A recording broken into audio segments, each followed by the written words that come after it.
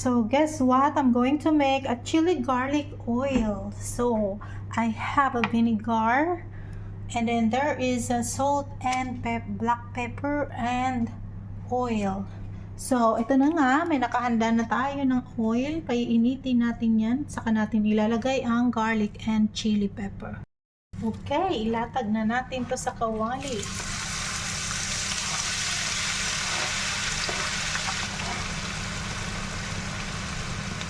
So, it's my first time to make this chili garlic oil, guys.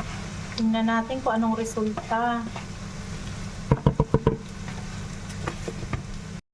Guess what I put in there? So, I put some patis or fish sauce and black pepper, and there is also a salt. Tutuwa ako sa sili.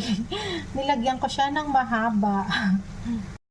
Lagyan ko ng seasoning oil. So, hindi ko to lalagyan ng ng sugar. Ayoko nang may sugar. Okay, let's put some paprika para naman may kulay. Diba?